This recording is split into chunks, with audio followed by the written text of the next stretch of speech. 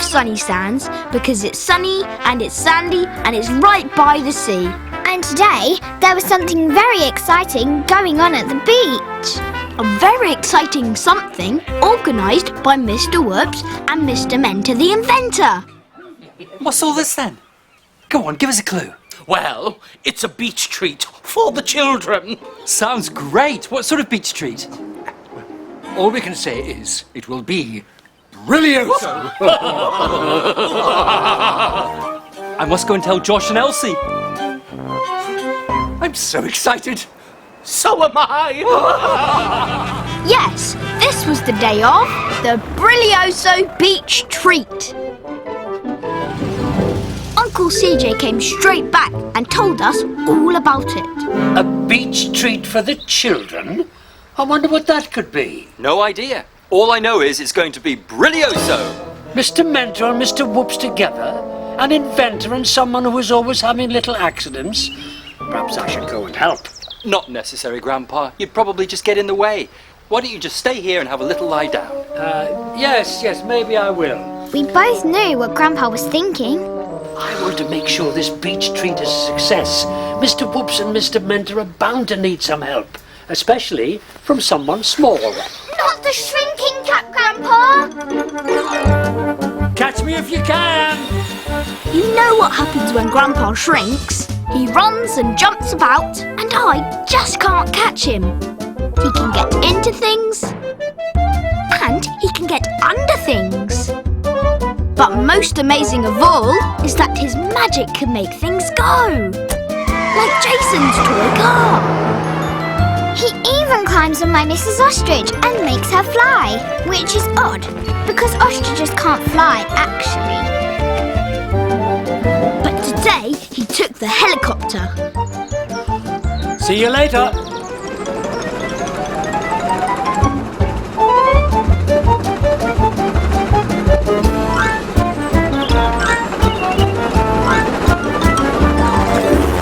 Back at the beach, Mr. Mentor and Mr. Whoops had set up a Punch and Judy theatre. Oh, bravo, Mr. Mentor. Mr. Whoops, you and your little accidents. While Mr. Mentor was helping Mr. Whoops, Grandpa flew onto the beach and landed out of sight. Now, you'll have to explain. I've absolutely no idea what a Punch and Judy puppet show is. The treat's a Punch and Judy show. Excellent. Well, this is Mr. Punch. And this is Judy. Oh, Judy, oh, brilioso. And they have a friend called Joey the Clown. And there's Toby the dog next door. How ridiculous. And there's a policeman. A policeman, yes. And a crocodile. Oh, a crocodile, too. And there's always sausages. Where did they go? The sausages nearly hit Grandpa. Where have they gone? I don't know. I've lost my twirly-whirly badge. Never mind that now. We've got to find the sausages. Grandpa could see that they were never going to find the sausages, so he decided to help them. Then Mr. Whoops turned round. He was about to see Grandpa. Oh, no. So he had to hide in the basket of puppets. Over there. You missed them, Mr. Whoops. Right, now we've got to get on with practicing the puppet show. Did you say we? I thought I was just putting up the theatre booth. Oh, no. We have to make the puppets walk and talk, see? Like this. That's the way to do it. That's what Mr. Punch always says. Oh, I couldn't do that. Oh, I'm too shy. No, it's impossible. But I can't do all the puppets at the same time. I'll have to have help. Mr. Mentor had a wonderbubble idea. I've suddenly had a wonderbubble idea. I'll invent a way of making a puppet walk and talk all by itself. Oh, it'd be very wonderbubble if you could. But you'll need to hurry up, because the children will be here soon for the show. It'll be easy peasy, Ozo. I can invent it in no time at all. No time at all. But Grandpa wasn't so sure. Back home, we were worried about Grandpa. You ask. No, you ask. Uncle CJ, please, can we go to the beach early? In case Mr. Mentor and Mr. Whoops need any help. Please, Uncle Yes, CJ. good idea. Yes! We're going Queenie. Mr. Mentor was trying to work out how to invent a puppet that would walk and talk by itself. Mr. Whoops was warming up. And Grandpa was watching them. That's the way to... Oh, no. Too silly. That's the way to... Oh, no. Too grumpy. That's the way to... Oh, whoops! Oh, that's not the way to do it. I've dropped my glasses in the box of puppets. How could I be so clumsy? Mr. Whoops put his hand in the box of puppets and felt around. And then this happened. Are you Judy or Joey the Clown? Oh, dear. I really do need my glasses. I've got it! I've thought of a way of making a puppet walk and talk all by itself. Wonderful! Wonderful indeed! They danced around, very excited. And then this happened. Oh, dear. Oh, I've lost my swirly spiral stick. And where's my notebook? Well, don't look at me! We turned up just in time. Now, ruined! What's up? Are you okay? We were looking around for Grandpa, and then we saw him. You're doing a Punch and Judy show! Well, I'm trying to, but it's all gone wrong. Mr. Mentor was supposed to be helping me, but... I have been helping. I have invented a way of making a puppet walk and talk all by itself. Wow! That's amazing! How does it work? Oh, I've forgotten. Forgotten? You can't have forgotten. Well, I have. And it's all your fault. You and your little accidents. It's not my fault. We wanted to It's your talk to fault for not Grandpa, remembering. so we had to get everyone out of the way. Please don't argue. Be friends. Sorry. Why don't you go and have an ice cream sundae together? That's a fab-ridiculous idea. An ice cream sundae might help me remember my inventions. An ice cream sundae might stop me having little accidents. We can but hope. So off they went to Miss Smiley's cafe. I'll fix the puppet theatre. It probably just needs banging back together. There's a hammer in the beach hut. Good thinking, Josh. There's nothing else for it. The three of us are going to have to perform this puppet show ourselves. Really? You think we can do it? Easy peasy-o-so. Found the hammer. So Uncle CJ fixed the puppet theatre. I'll climb into the Mr. Punch puppet and do all his walking and talking. That's the way to do it. And no one will know it's you.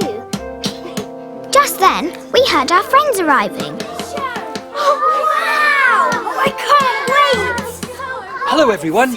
Are you here for the Brilioso Beach Treat? Yeah! Sit down there. We're nearly ready for you. We took the puppet out of the basket. Grandpa jumped out and got inside Mr. Punch. What are we going to do now? Mr. Mentor and Mr. Whoops aren't here. It's okay. We're going to do the puppet show instead. What, just the two of you? It was time for the Brilioso Beach Treat to begin. Hello, boys and girls. I'm Mr. Punch. I'm Judy. And I'm Toby the dog. Today, I'm going to cook some sausages for Toby. Now, I want the sausages. Give them to me. Then, Mr. Whoops and Mr. Mensa came back. Oh, what's going on? Oh, who's doing the puppet show? We are! Oh, lovely sausages. I'm going to fry them up for my breakfast. That's the way to do it. So if you're both here, who's puppeteering Mr. Punch? Yes. Who? This was a disaster. Everyone was going to know about Grandpa. Then Mr. Mentor said, It's my Wonder Bubble invention, of course. I've invented a walking, talking puppet without even realizing it. Mr. Mentor, you're the most remarkable inventor in the universe! Grandpa had saved the day.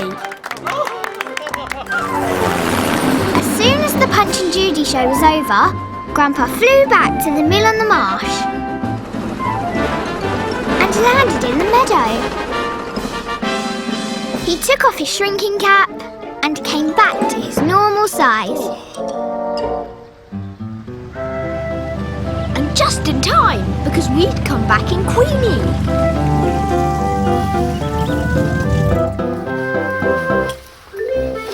We took off our life jackets and rushed over to talk to Grandpa.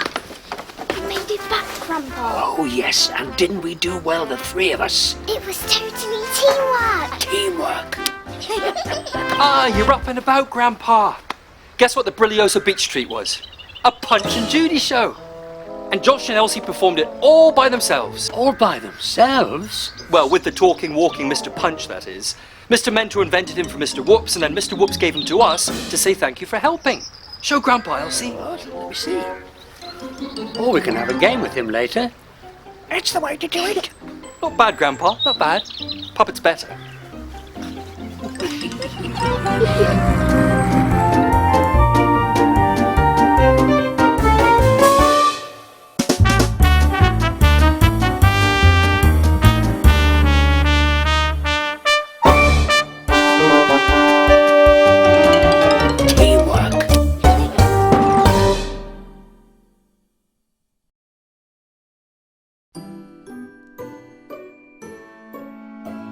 Rosy and Fizz, Rosy and Fizz, playing together, whatever the weather. Two best friends and the fun never ends. So come on in and play with Rosy and Fizz. Hello, Rosie. Hello, Fizz. Ready to play? What's inside your toy box today? Hello, I'm Lucy. And this is Rosie. Hello, Rosie. Let's put Rosie here. And this is Fizz. Hello, Fizz. And Rosie and Fizz have been very busy today playing with their toys. And inside their toy box are lots of clues for today's story. Shall we have a look? There's a captain's cap, oars to row a boat. 1,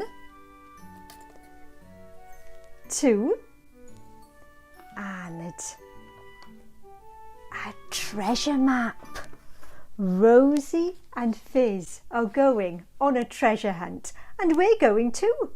So are you ready? Let's switch to story time. And we switch to story time by making a big story clock. Can you make a big story clock with me?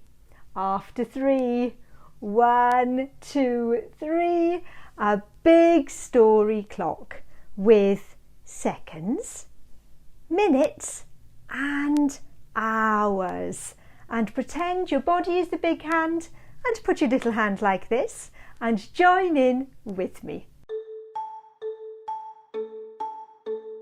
Tick tock, it's the story clock. It must be time for a story. Tick tock, it's the story clock. Are you ready for a story? Stretch up high, stretch down low. Wriggle your fingers, wiggle your toes. Tick tock, it's the story clock. Hands up, who's ready for a story? Today's story is called Rosie and Fizz and the Treasure Map. Rosie had made a treasure map for Fizz, a map with a big X that marked where the treasure was hidden. And this was a very special treasure hunt because it was a treasure hunt in the dark when the sun had come down, the moon had gone up, and the sky was full of twinkling stars.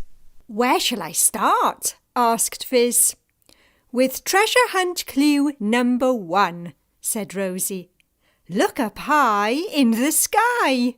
Suddenly there was a roar from above, a dragon's roar, and the stars in the night sky started to join up like dots, an enormous dot-to-dot picture in the sky. Rosie, Fizz, we need our story telescopes. We're looking for a dot-to-dot dragon with a head, snake-like body and swish, swash, tail. Are you ready? After 3, look with me. 1, 2, 3. Rosy Fizz, can you see the dragon? There it is. And it wasn't just a dragon in the night sky. There was a clickety, clackety crab. Are you ready, Fizz? Clickety-clack, clickety-clack, clickety-clickety-clack. And a horse with wings. Are you ready, Rosie? Clippity-clop, clippity-clop, clippity-clippity-clop. And a grizzly bear.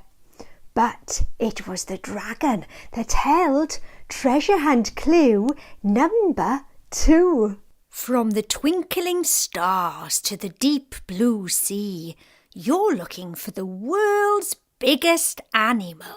What can it be? And I'll give you 3 more clues. Its heart is the size of a small car. Broom, broom, beep, beep. Its call is louder than a jet engine. Whoosh! And it has a big blue tail. Can you guess what it is? Yes, that's right. It's the blue whale. Splash! Hello, pleased to meet you. How do you do?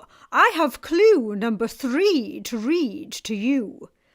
X marks the spot in Mermaid's Cove where the treasure lies deep below.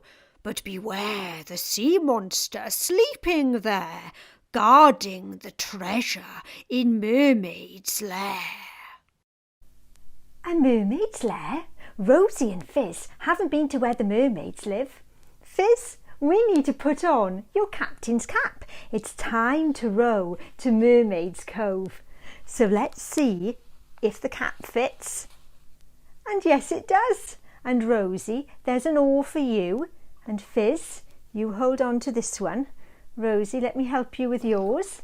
And you can join in at home. Are you ready? After 3. 1, 2, 3. Heave ho, row and row, over the bumpy seas we go. Heave ho, row and row, over the bumpy seas we go. Splash to Mermaid's Cove. Hello, Rosie. Hello, Fizz. There's the X that marks the spot. But shh, the sleeping sea monster. 1, 2, 3. Grab the treasure box, Fizz. Uh-oh, there was a yawn. Oh, and a stretch. And the sleeping sea monster opened one eye. And the sleeping sea monster opened the other eye. Quickly, Rosie, Fizz, let's swim away. Shh. And just as the sea monster was about to crunch, Rosie and Fizz were carried out of the sea by the blue whale, and the dot-to-dot dragon swooped down and carried Rosie and Fizz to dry land. Hooray! And now it was time to open the treasure box. And inside the treasure box there wasn't diamonds or jewels or gold. There was a Rosie and Fizz storybook, so they would always remember their story adventures and tell their friends all about it. It's nearly time for Rosie and Fizz to go. But just before we do, let's stick the captain's cap, the oars and the treasure map inside the storybook. And why don't you join us next time for another Rosie and Fizz story adventure? I wonder what toys we'll find inside their toy box. See you then. Bye!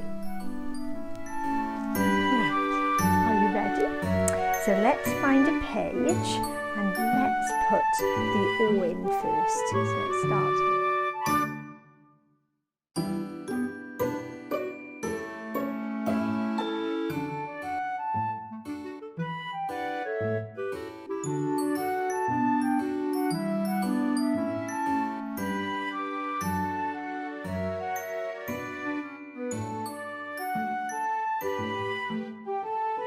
Bye!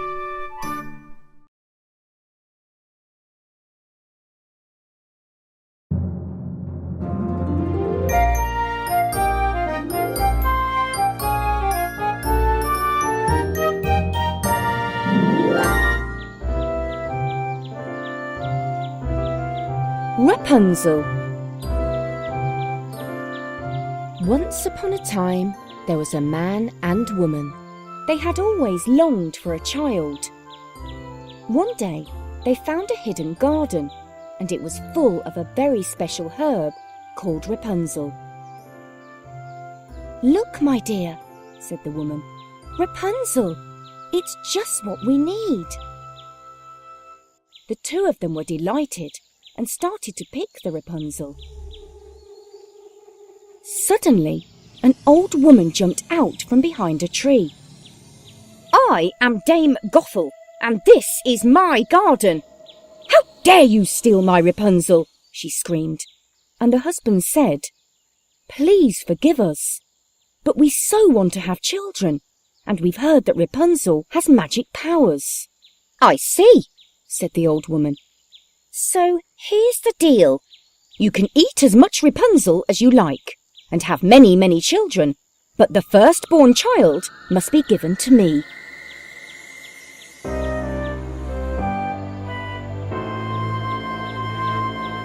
The man and woman kept their promise. They gave their first baby, a little girl, to Dame Gothel. "Now I am your mother," she said.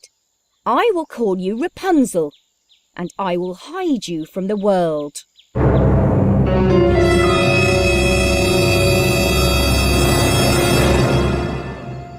Dame Gothel took Rapunzel deep into the woods and hid her in a tower.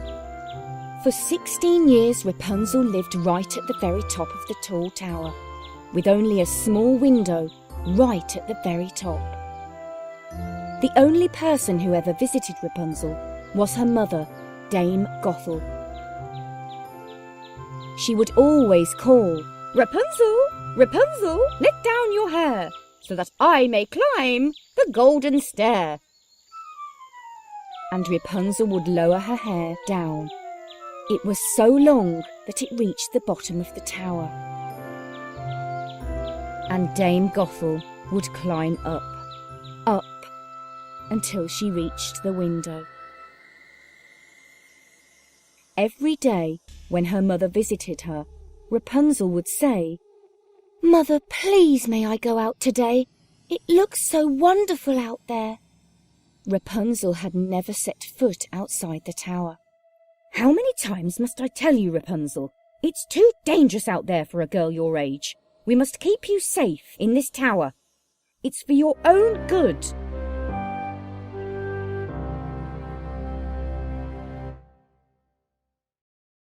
Rapunzel sighed and stared out of the window.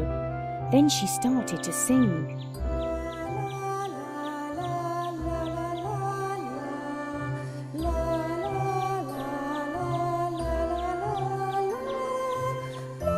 One day, a prince was riding in the forest and heard Rapunzel singing. "What a beautiful voice," he said. "Where is it coming from?" The prince found the tower and watched Rapunzel singing at the window.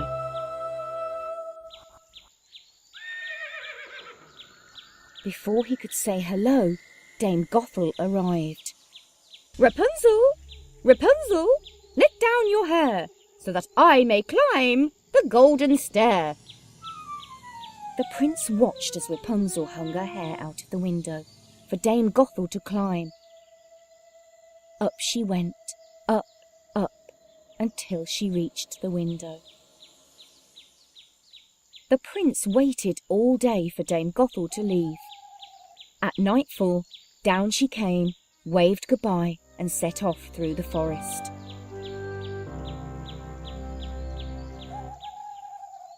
As soon as she was out of sight, the prince cried, "Rapunzel, Rapunzel, let down your hair, so that I may climb the golden stair." Rapunzel, thinking her mother had returned, threw her hair down to the prince. The prince climbed up and up, all the way to Rapunzel's window. Rapunzel was delighted to see the prince and to have someone to talk to. They talked all night long. When morning came, the prince left, promising to return every night to see Rapunzel.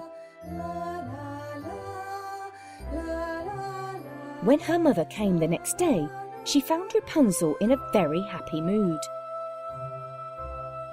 Rapunzel, why are you so happy this morning? Oh, Mother, I think I'm in love. In love? What are you talking about? Said Dame Gothel. I met a prince. He came to the tower. What? Dame Gothel was so angry. She had kept Rapunzel in the tower so that no one would ever find her. You stupid girl! What have you done? You've ruined everything! You were supposed to be mine forever. Mother, I don't understand. I thought you'd be happy for me. Mother? I'm not your mother, Rapunzel.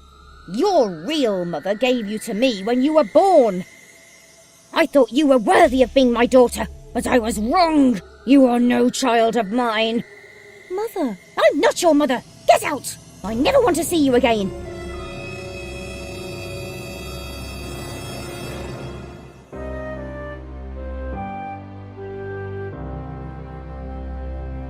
Rapunzel didn't know where to go. She'd never left the tower before. She walked and walked all day, and soon it began to get dark. That evening, the prince was on his way to see Rapunzel when he heard her singing. The prince followed the sound of her voice until he found her. Rapunzel told the prince what had happened. I don't know what to do. I don't have anyone left or anywhere to go. You have me, Rapunzel. I would like to marry you, and the first thing we're going to do is find your real mother and father. And that's exactly what they did. Then Rapunzel and the prince were married. They lived happily ever after, and nobody ever saw Dame Gothel again.